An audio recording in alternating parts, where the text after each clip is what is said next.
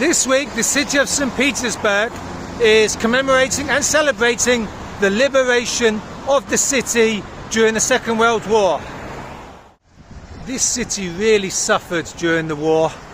It was surrounded by the Germans for almost 900 days, and in that time up to 1 million people died just from this city, mostly from starvation.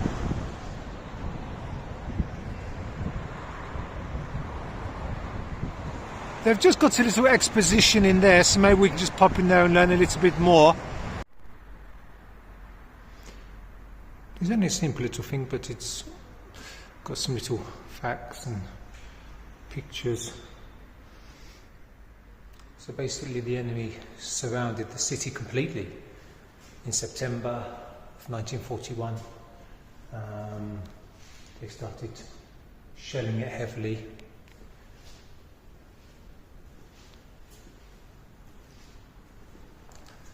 By November, all the electricity of the city had been destroyed, so no electricity. By December, the water facilities had all been destroyed as well, so no water, no electricity, and a bitterly cold winter followed as well, which was really bad luck.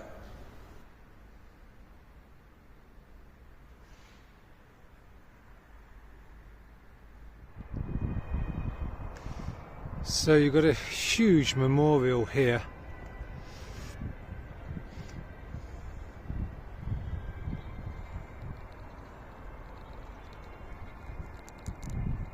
Just to reiterate, it wasn't the country that lost 1 million people, it was just this city alone that lost 1 million people. I'm rather embarrassed to admit that before I started coming to Russia, I didn't even know about that, the huge loss of life, well, particularly in this city and over the rest of the country as well. Even more so considering they were allies, of course, the Soviet Union during the war. You might be able to hear that music as well.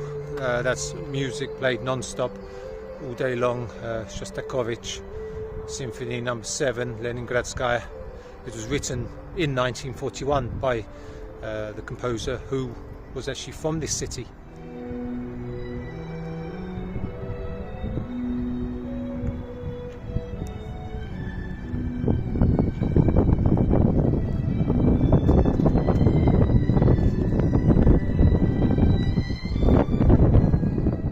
The Nazis shelled this city for 2.5 years, but the proud citizens didn't give up their beloved city.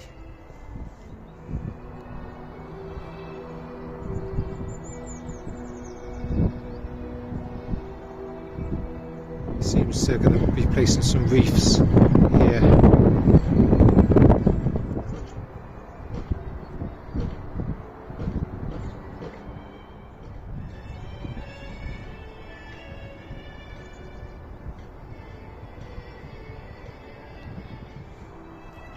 I think that the current dispute is undoubtedly linked indirectly to the Second World War. Of course, the Nazi troops, they passed through the Ukraine to get to Russia, which you have to, of course, from Europe, to the Soviet Union, specifically to here. I imagine they entered via the Baltics. But, it is a sensitive topic. Of course it is, given, the huge loss of life here. And yeah, I think one day when the current dispute dies down, if Russia and the West, if they want to try to embark upon better relations with each other, I think, it would be a good idea for Western leaders to come to places like this and really sort of understand, the situation here, see for themselves and feel it and understand it.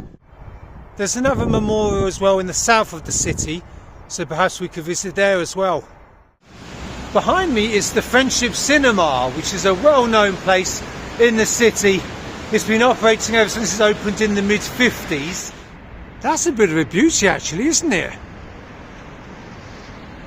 Classic Stalinist Empire style, that. Today they're showing a couple of films related to the blockade from the 1960s. It's free entry, which is good. It means people can learn about the history of their city, and also, you know, I guess no one wants to be seen to be profiting from, you know, such a tragic event. So I might pop in and go and watch one of the films. Might be interesting.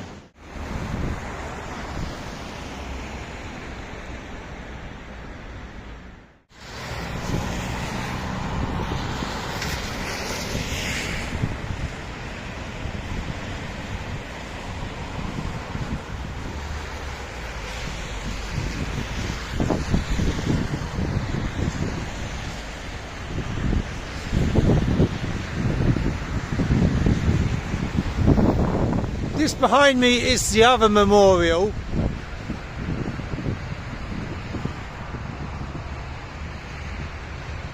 You could say that by Soviet monument standards, this is quite humble, especially considering, you know, the huge event it's marking.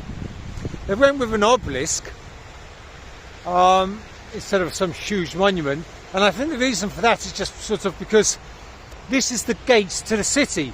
If you come to the city from Moscow, this is the main entrance, so it's the gates to the south of the city. If they had a monument, it would need to have its back to either the people arriving into the city or to the city itself. So I think that's probably why they just went with an obelisk instead. It's perhaps not that interesting, but whatever. It's not really supposed to be interesting. I guess it's more of just a place where you come, you know, for memorial purposes. The first one very much felt more like a memorial in a way, but this one, I guess, maybe because of its location as much as anything else and all the other bits and pieces, it's got, you know, a slightly different feel to it. The more observant amongst you may already have noticed that this is actually in the middle of a huge roundabout. Those two huge housing towers behind kind of a little bit of a distraction from the memorial, and, you know, considering you're entering the country's most beautiful city, are a little bit of an eyesore. Down there is inside part memorial, like a museum. Unfortunately, it's closed today, so you can't see inside. I've been to it a couple of times in the past, but to be honest, I'm not sure I'd be able to film in there anyway.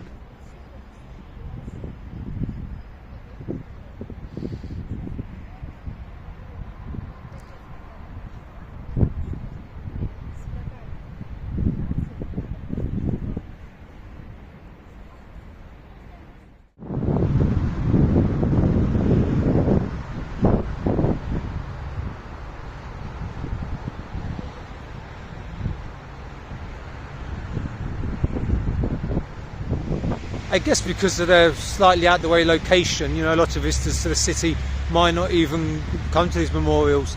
But, you know, if you're in the city for plenty of time, like I am, you've got the time to do it, then I guess there's no excuse not to.